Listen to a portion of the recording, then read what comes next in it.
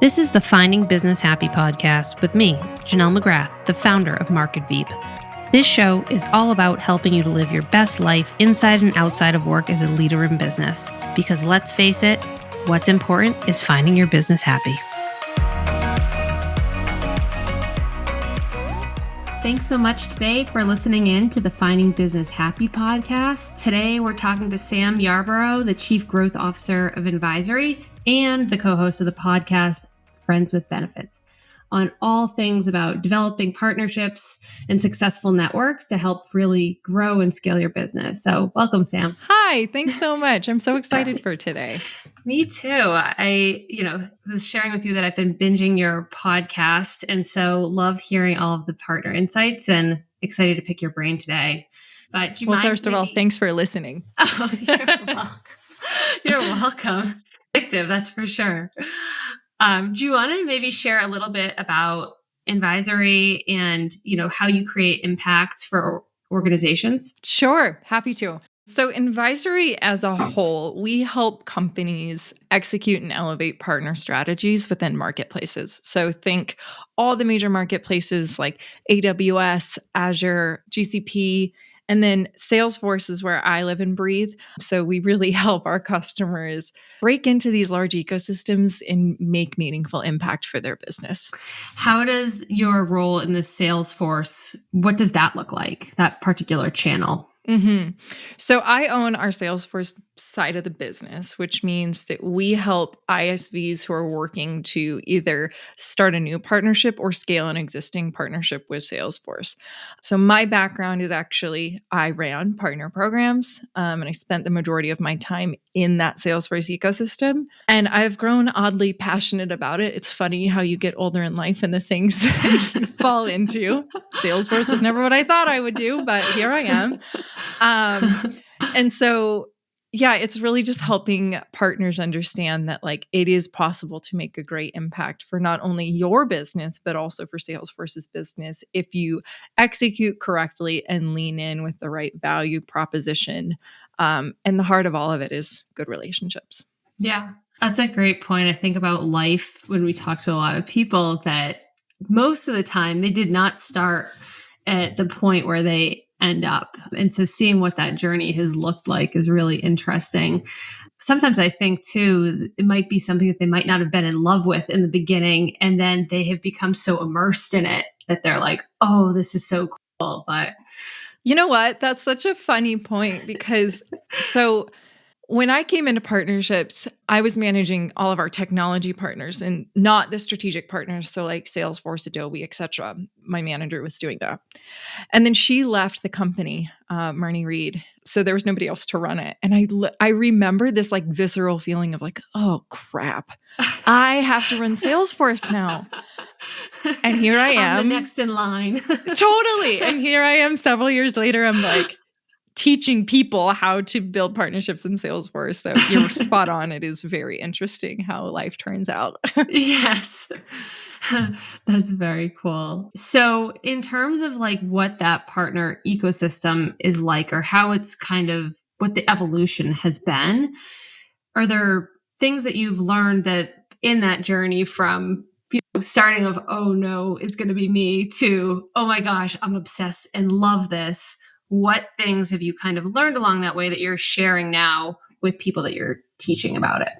Yeah, that's a really great question. So I think the major apprehension I had about it is shared with a lot of new partners that I talk to, in that Salesforce or any of these large ecosystems are ginormous. They're gargantuan. Yeah. And so how can me as a single partner leader or me as a small ISV possibly make an impact with those large ecosystems? So why I learned to love it is because at the heart of all of it, and this is not unique to just ecosystem partnerships, but all partnerships, is it's just human to human connection. And so if you really break it down and you find one AE at Salesforce that you have a great joint customer with and you have a great joint value with, and you build that relationship and you build that trust, that's going to snowball because they're going to want to tell the rest of their team about you and your solution, and they're going to tell their boss. And that's really how it breaks down. And so I mean, people come to me all the time. They're like, how do we build a partnership with Salesforce? I'm like, well, time, trust, and you do what you say you're going to do. And there's no easy button, but it's really just relationship building. We talk a lot about here at Market about, we keep our promises. And I think about a partner relationship, they're not native in your company. And so, to build that trust from nothing, they're only going to have much smaller interactions with you. Mm-hmm. And, small rifts can become very big rifts. So timeline promises, response times, following up with a shared prospect, all of those things.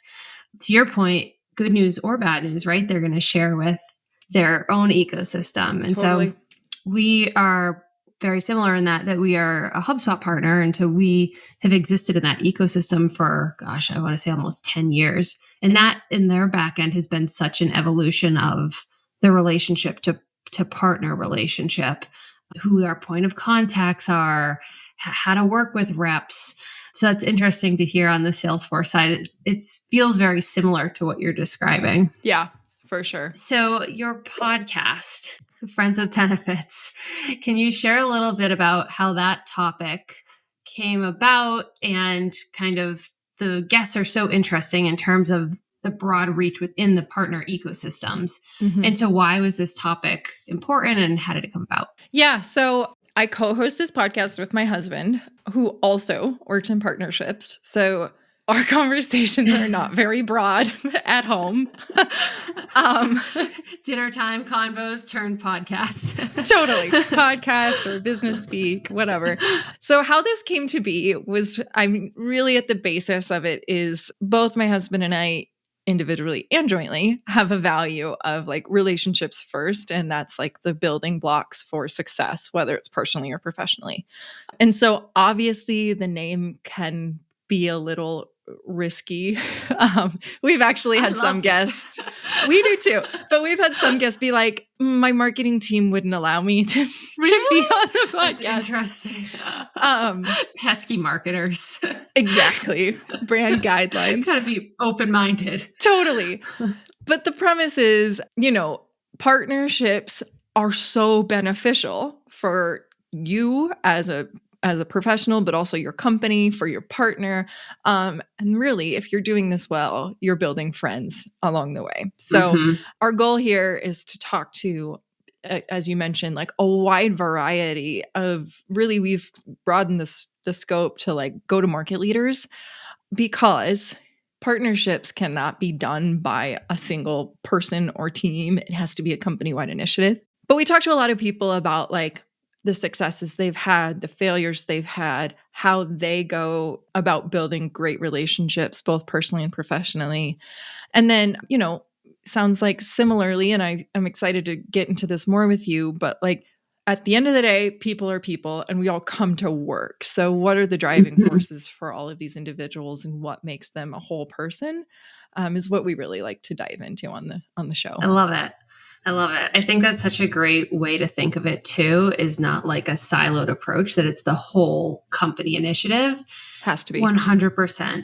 I think, a lot of times they'll have a department, and that person, whether it's like sales and marketing against each other, functions the same way. I think partner relationships, they're like, hey, we're able to, do X, Y, Z. Like we have about 50 or 60 different partnerships.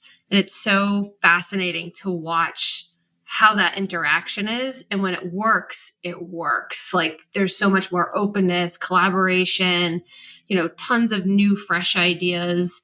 And it's much more of a success both ways, as opposed to sometimes you just end up butting up against brand guidelines or whatnot. Yeah. If there's restrictions that they're just too rigid about.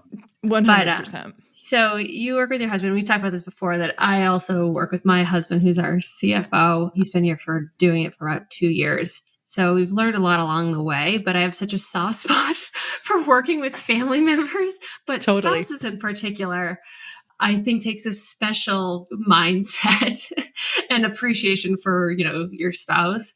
But I'd love to hear a little bit about behind the scenes, what it's like and what that journey has been like for you guys. Yeah. Well, first of all, I feel really lucky that we have the opportunity and the relationship to be able to do this because it's not for everybody. Mm-hmm. Like I really wouldn't recommend it for everybody, but it works for us. Like most of the time he sits right there. We work out of the same office. We do the same work. We obviously have the same children. We live in the same house. Like life is, we're all in it together. You really like each other. We really like each other. Yes.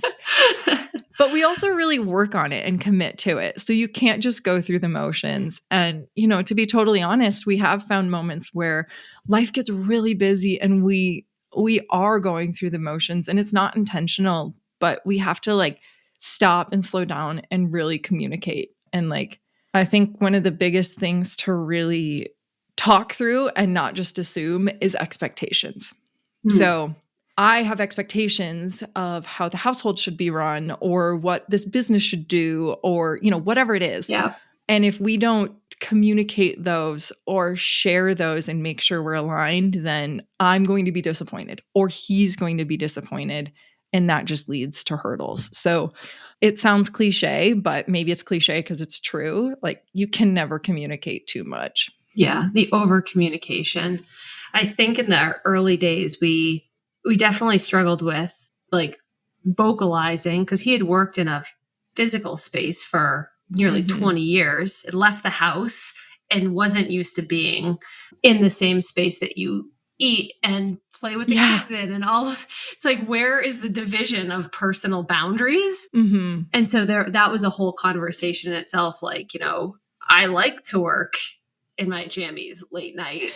He's like, I do not want to have my computer in the bed. Like, just simple things, but that I would not ever in a million years think would be an issue or somebody would have a problem with. So definitely learned, I think, a lot about as a couple, but then also about yourself too, right? Like different ways that you have to talk about things.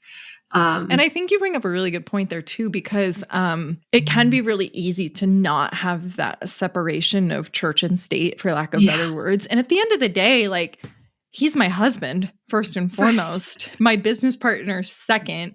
And so, we also make a big commitment to like, as best we can, we try to have a date night a week where we leave the house, we go away from the kids. We try not to talk about work, which we are never successful.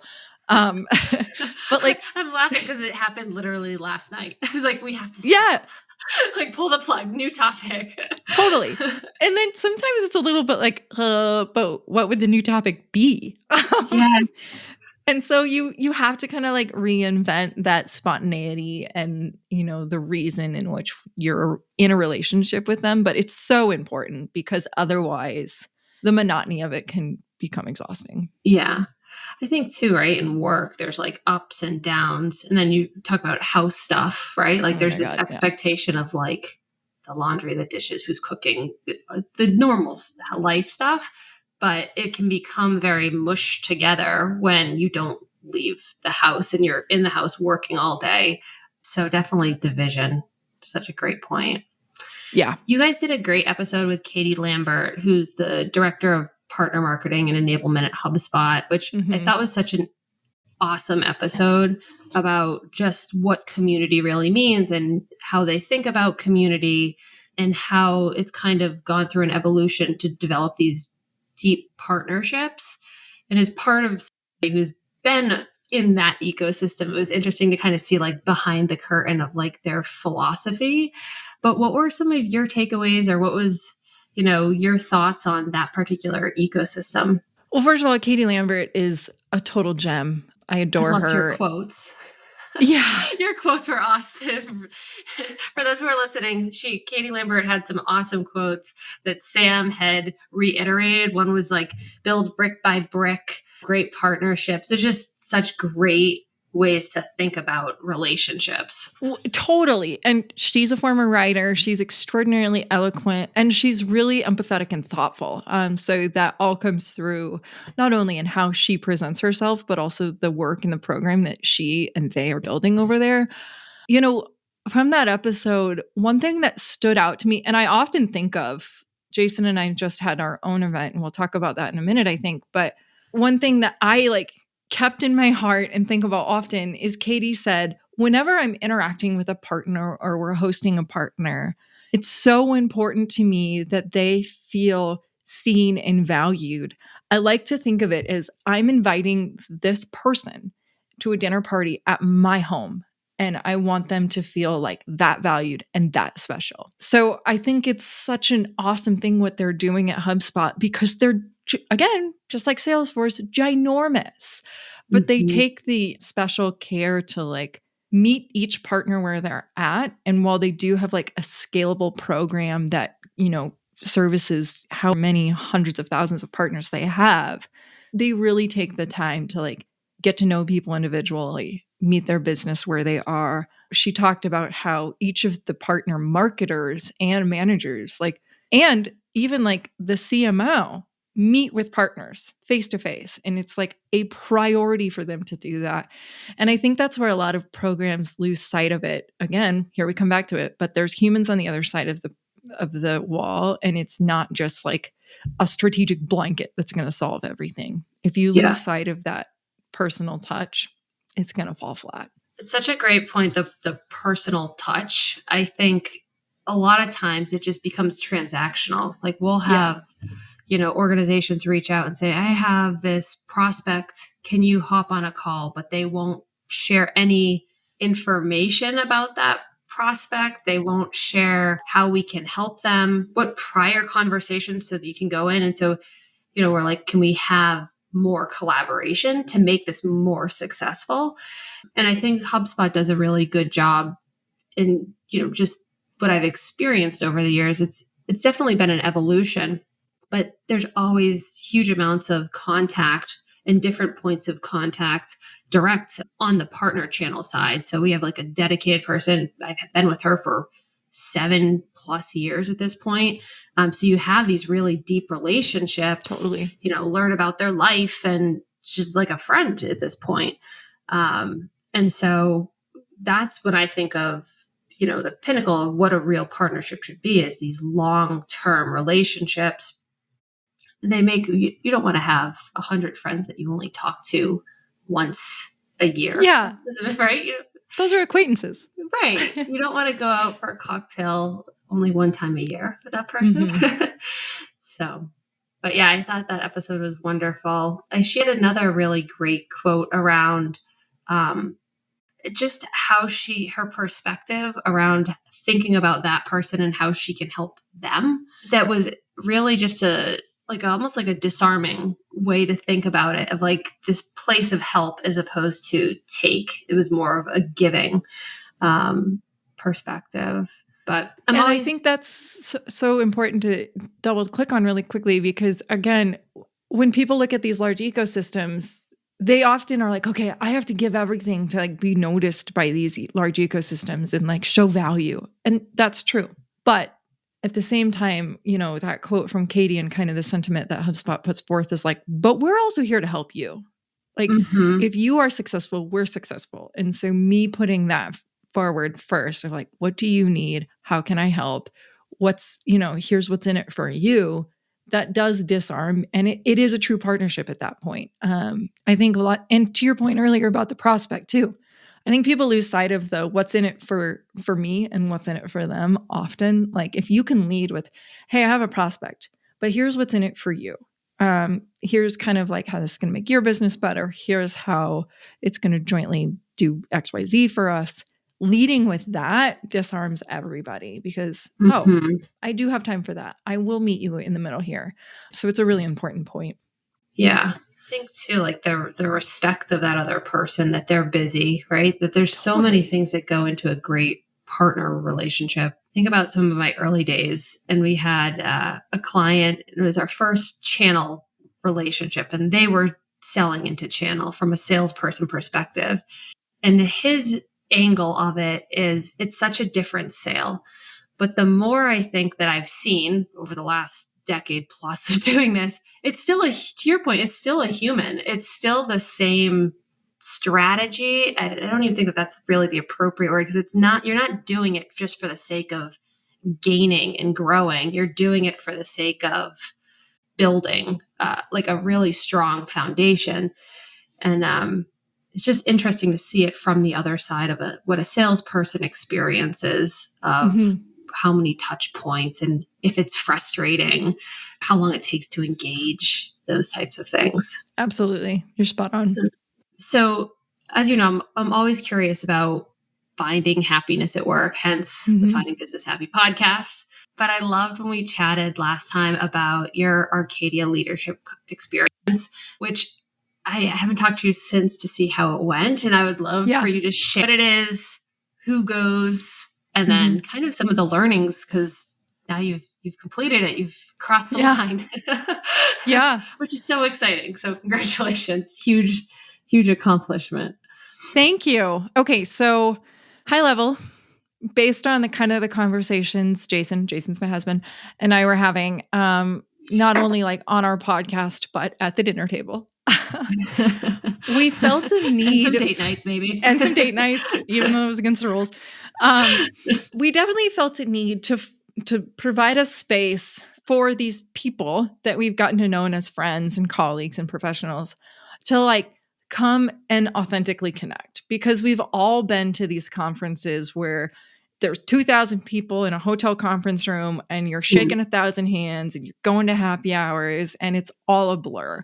And you walk away and you're like, all right, I got 10 badge scans and 3 leads and 1 closed one deal. And that's the ROI. And at the end of the day, like, did you as a professional and a person really garner any value out of that event? Probably not.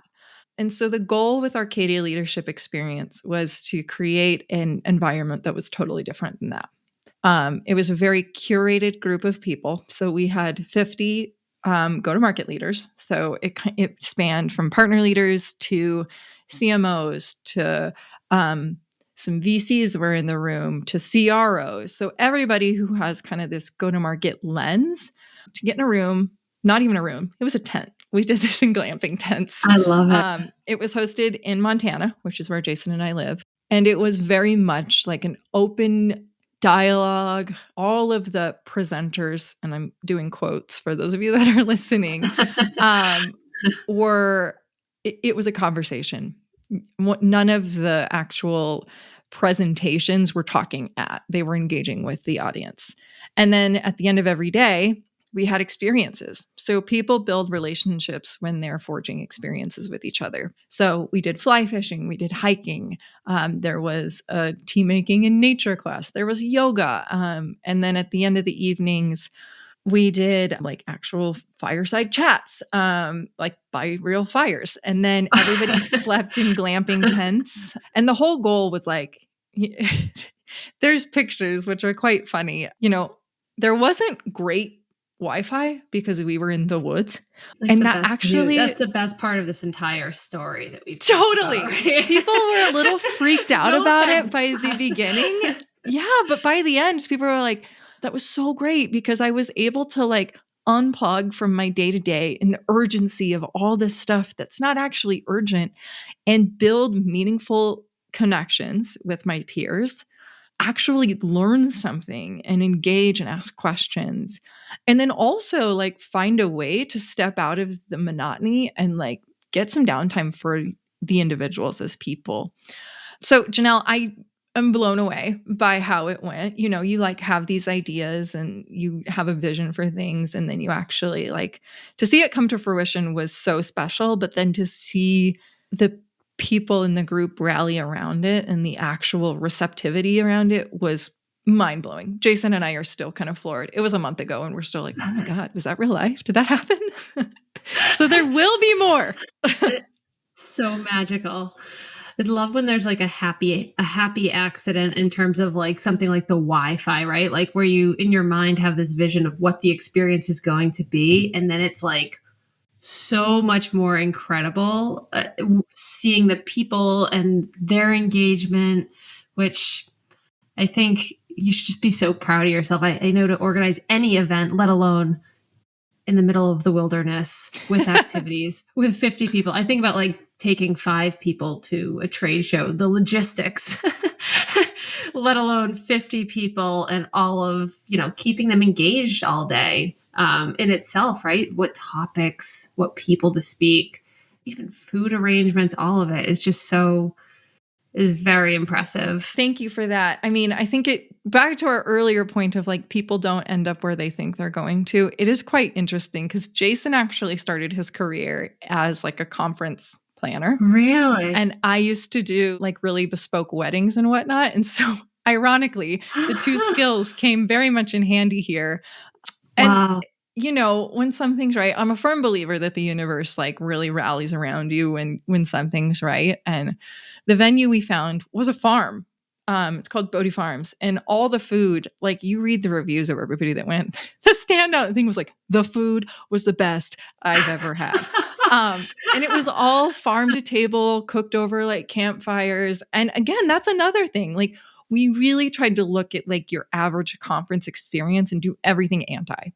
So like there was an option for boxed lunches, and we're like, no, that is expected at a conference. Like we want the best of the best. And again, going back to Katie Lambert's point, everybody here should feel like they're at a dinner party at our home. And that was the goal. I love it. It's so incredible too, the thinking outside of the norm. Like, I think it's not the easy thing to do, right? Like it would be easy to say, let's do the lunches. Let's have these set speakers they make their presentations. But I think it takes like an extra show of strength and like mindset to be like, let's do something entirely different.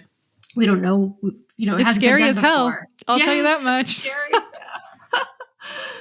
But it makes it magical when it does work. You're like, oh my God. For sure. So awesome. What was the best meal over the fire? I'm curious. It's lunchtime. Oh my gosh. So people are still talking about these, and I actually don't even know what they're called, but it was like this Argentinian bread that he would just like throw these blobs on this like grill that he had over the fire. And then he served it with this queso and chimichurri. And it was out of this world. And that was just an appetizer. Like people are still like that bread though. How many days was it? So it was 2 full days and 3 nights. And then there was an optional third day. And I think there was like 10 or 15 people that stayed that went and did a tour of Yellowstone. So great. So at least 9 exceptional meals. Yes, exactly. What is something that in your mind you thought about before, but then after going and living the event is something entirely different than what you thought it would turn out to be? So this makes my heart so happy to say, because I had nothing to do with this. Jason and I worked really, really hard to create an environment in which everything I just said, people could connect, people could disengage from the day to day. And it's one thing to like lead a horse to water, but it's another thing to see them like this group of people, they are lifelong friends now. Like they fully committed and they fully leaned in. And like, we still have a Slack channel of all these people, and we're a month out. And every day people are still like talking in the Slack channel, and they're sharing family photos, and they're asking professional questions. And they're like, so that's like community.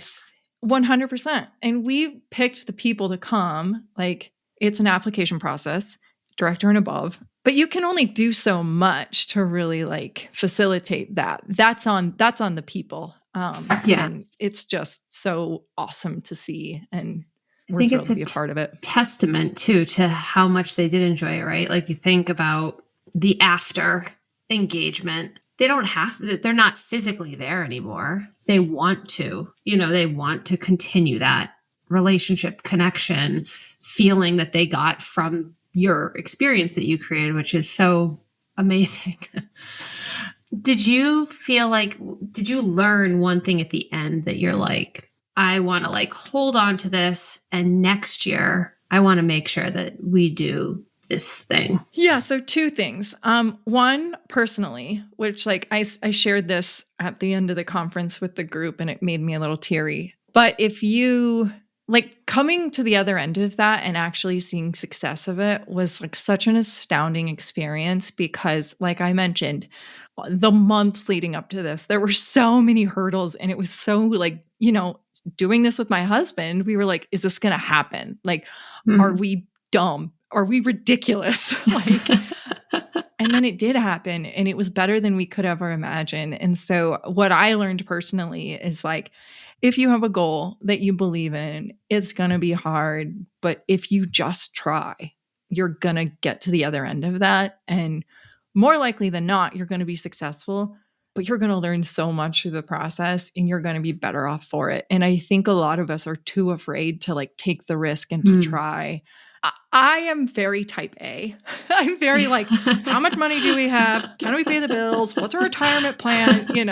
And this was so out of my comfort zone for me. So it was such a rewarding experience to come on the other end and be like, you can take risks and you will succeed on the other end. And then like in terms of the event, like Jason and I were having this conversation last night.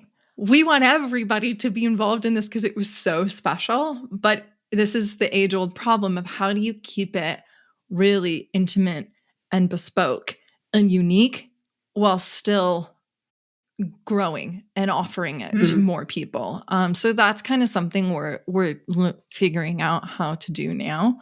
You need cohorts. Because again, well, yeah, and we did have cohorts at this experience. That was part of the deal. But yeah, so we're still noodling and figuring things out. I think the first personal one that you gave in terms of having enough, trust to just take the leap is such a great lesson. It is uncomfortable. Usually, great stuff is because it's something completely different that you're most likely, not doing on a daily basis, but it's absolutely worth it. So I think that's a great takeaway for those listening in for sure. What do you feel makes a great partnership? Like, are there 3 key things that you're like, every partnership, absolute, without a doubt, needs to have these things or it's doomed? This was actually a big point of contact. Yeah. This was actually a big point of discussion at Arcadia. And so 3, let's see. Okay, I'm going to say, back to what we were talking about earlier, expectations. So, if you're the partner leader or if you're an executive, really understanding why you want to build a partner program or a specific partnership and making sure that those goals are articulated and shared across the organization. So are you building it for new product features? Are you building it for pipeline? Are you building it for, what are those reasons? And does everybody agree? Because I think a lot of times those expectations aren't aligned. And then the partnership is set up to fail because everybody's in it for something else. Yes. And partnerships are a really like hot topic right now. So a lot of people are like, we need partnerships because outbound's not working. And it's like, okay, fine. But there's a lot of other elements that need to go into that and have you consider them. It's not like alignment. A light switch. We have the same conversation too. People are like, we need a partner program. We're like, okay, but are you going to have a portal? Which channels are we talking about? Do you have any existing it's so much deeper and more intertwined than we just need a partner program, like flip the switch and let's go for it. Oh my God. Yeah. At best, if you're starting from scratch, 18 months, really. And so it's a long tail game, but it will pay off. So expectations aligned and then internal alignment. So we talked about this already, but like you can't just hire a partner person and be like, all right, go. Here are the reins. Yeah. Godspeed. Good luck out there. See you in 2 months with a bunch of pipeline. There has to be. True. Oh my God. And it happens more often than you think. But there has to be metrics across the company that are partner friendly. So how many events is marketing doing every quarter with a partner? How many co-sell deals does a salesperson have to do per month? How many CS conversations does the CS team have to have about joint customers? And then actually make them relevant metrics that are measured so that people don't just forget about it, because otherwise it's an uphill battle for this partner person that they're never going to win. Absolutely agree. And then resourcing. So everybody's favorite. And out the gate, you don't have to hire like a partner person, a partner marketer, a partner ops person. Like there are ways that you can like use the resources you have and start to build the business case. So is there a way in which you can get 20% of marketing's time to do XYZ? And how are you going to like, how is that actually going to happen? How are we going to commit to that? Is your sales leader willing for you to work with the sales team and have them co-sell? And what are the ways in which you're going to commit to that? So, do you have the resources and what's your plan to get them? So alignment, expectations, and resources, I would say. I think those are excellent. I agree that if you do not do those things, it is dun dun dun. definitely doomsworthy. The resources one always gets me because, to your point, you don't have to go find people either on one end of the spectrum of like, I am all in, I have no infrastructure, no foundation, no goals, no alignment, but I am going to throw so much money at this and resources that we can just go for it and it's going to be a success without laying any groundwork. Or you see the complete opposite, which is, I know I need to do this and I don't want to allocate the smallest amount of budget, but I expect this to be the largest KPI that the company is going to generate for all of our sales pipeline. So finding a hybrid of realistic SMART goals across the partner channel is so important. And it makes people happy. You don't want people, sales, marketing, being, nobody's being successful in what their role is either. Correct. What do you think in terms of if somebody's considering doing a partner program, should they, like, what things should they be? What is this actually going to take for me to do this? To determine like if it's the right timing, let's say, for them to actually execute. I know, hard-hitting questions. Well, I'm giggling to myself because, again, sorry to be a broken record, but at Arcadia in one of our cohorts, this was one of the discussion points, and we were laughing because everybody answered, "It depends," which is not a great answer. The best. Yeah, but it kind of does depend in like, okay, you want a partner program. What kind of partnerships? Like, again, are we talking co-marketing? Are we talking product partnerships? Are we talking co-sell partnerships? And what are your goals for those partnerships? And are they realistic? So it goes back to kind of the answer I just gave, but like making sure you understand like partnerships are not a light switch. It's going to be a long tail game. And so are you going after them for the right reasons? Are you trying to break into a new industry? Are you trying to just generate more pipeline, which is fine. It's just being really, really realistic about them. And then do you have the bandwidth, whether it be monetarily or personnel-wise, to support this motion? Yeah. So those would be the two major things that I would consider. And then time. Do you have the time? I think the time to truly commit to thinking it through and investing to, even if you say you have the resources, you get the new partner person that's going to own the lane, but they don't know anything about the organization. They still need time from a business leader to educate and position and help along the way. And I think a lot of times people forget that it's not just take it and run with it. And it'll be a success. And one thing that I'm so bullish on, and my company Invisory talks about this a lot, but again, that time frame. So in a former role, I was working with a really smart revenue marketer, and we were in a bad place in that like our pipeline was not in a good standing. We basically had to kind of like start from zero. And her whole thing was like, all right, let's get going. Let's, pull up our bootstraps and get to work. But this is not an overnight thing. Like to build truly repeatable, sustainable pipeline can take 18 months to 2 years with campaigns and all the right momentum. I don't know why anybody has any different expectations for a partner program. However, I think a lot of times partner people, they are like, yeah, it takes time, but they're not showing the leading indicators to success during that time. So making sure you're really in sync and clear with your leadership of like, okay, realistically, if my goal is pipeline, it will come. But here's all the things that need to happen prior to that. And here's the timeline in which I'm going to achieve them. So, I just wrote a LinkedIn post about this yesterday, but like, how many partners have I enabled? How many individuals am I building relationships with? What kind of account mapping sessions am I doing? Like, those are all the leading indicators to get you to pipeline.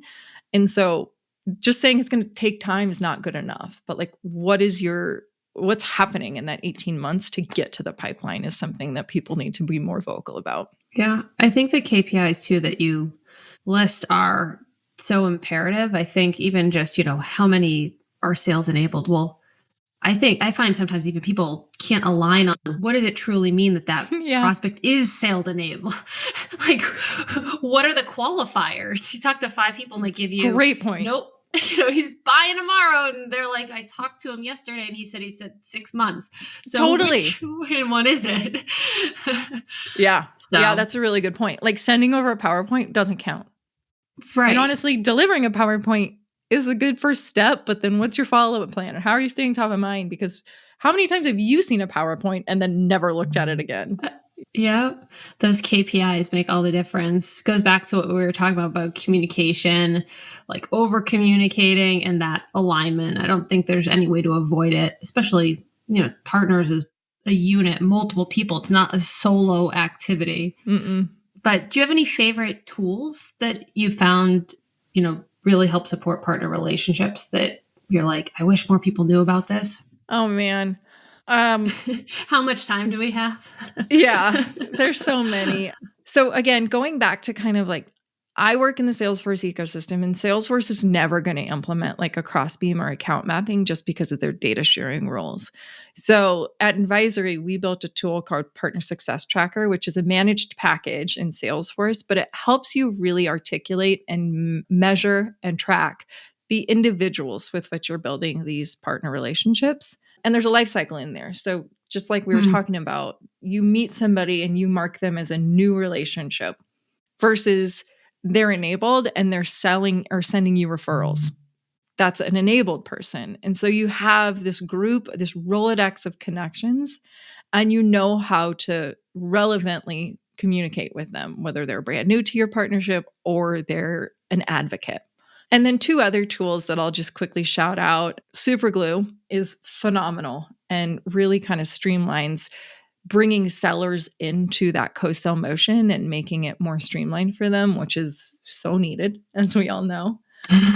And then Fluency, I think, is really cool too. It's helping like identify when partners are talking about you and when it makes sense to bring you in, or when you're talking about partners. And so it streamlines that referral motion more succinctly. But yeah, I think in terms of partner technology, we're on the precipice of it becoming a necessity rather than a luxury. I think, I always talk about like trying to configure something tech wise to make it something that it's not. And so having a tool like this that is specifically designed to own this entire life cycle and what those engagements are makes things faster, smoother, less friction on both sides, which is really exciting as opposed to only leaning into something like a basic CRM where they're just entering basic data, but not segmenting any of those conversations, different pipelines, all of those pieces that a lot of people, they just dump it all into the one channel and treat them equally, which is, you experience as well, doesn't work. Totally. Yeah. And I think the other thing that's becoming more and more of a topic, rightfully so, but is partner operations. And this goes back to our resourcing conversation. Sometimes RevOps can help you with this. But if you're building a partner program, start now. Like, make sure that you have operationalized your data and you're tracking kind of the motions and successes that you're having, because that is going to be the foundation which with you can stand on and say, I'm doing a great job. Here's the value I'm adding to my company. These are the relationships and what the ROI on them is. If you don't have a system in which the partner data is a part of your revenue team's workflows, it's going to be a very hard hole to dig yourself out of. So start now. To clean data it gives me hives thinking about it. The reverse engineering of like, where was that? It's like finding a lost receipt. Yeah. Painful. The bane of my existence. Yeah. What is one takeaway that you hope listeners will take away from this episode? Wow, we've talked about so much. This has been really fun. I feel the same way. 1. Can I give 3? Yeah. Okay. 3. I love it. The more, the better. So relationships, personal or professional, don't ever feel like you can over-communicate. I think that that's so paramount. Take the risk. Don't be afraid to try things because in the end, it's worth it. Love it. And then if you are thinking about starting a partner program or you're a new partner manager, make sure that you have alignment, both on your goals and from a resourcing perspective. I think those are just foundational things to be successful. So we covered a lot. Such great. Time flies by. No, all great. I think we'll make sure that we link everything up to in the resources section so that people can learn more and make sure that we spotlight these, because I think they're awesome takeaways. And I think they're so easily overlooked because people get so excited to do it and they've like, I want to do it, I'm committed, but they just don't know where to start. And then final question, what does finding business happy mean to you? Oh man, I should have a better answer for this because we talk about this all the time. I think it's enjoying who you're working with, whether it's your husband or not. Blink twice if he's in the corner in his desk. He's not over here, I promise you. He's not hearing this. He's downstairs. But then really finding like a way that you as an individual are making an impact. So whether that's, committing to being a good leader and leaning into your team, and getting to know them on a human level and supporting them beyond just KPIs, or from a partner perspective, like how are you making the life of the person on the other side of the fence better? For me, that's really what it's all about. Like, again, it's a human to human thing. And if you're just doing this for your own gain, it's going to fall short. Thank you so much. I'm so impressed by your journey, how you've got here, and all the twists and turns and lessons that you've learned along the way. I'm so excited to see how Arcadia turns out next year. Maybe it'll be less than a year that it happens. God, I don't know if I can pull that off. Just think about the bread. Let that be your incentive. You're spot on. In a month. Yeah. But thank you so much for your time and for sharing so much personally and professionally. I really appreciate it. And I'm sure the listeners have too. Janelle, this has been awesome. Thank you so much. Hopefully we can meet in person soon, but thank you for the time today. Thank you for listening to Finding Business Happy with me, Janelle McGrath, the founder of Market Veep. If you want a roadmap to finding and keeping your business happy, download our free guide now at marketveep.com/happy.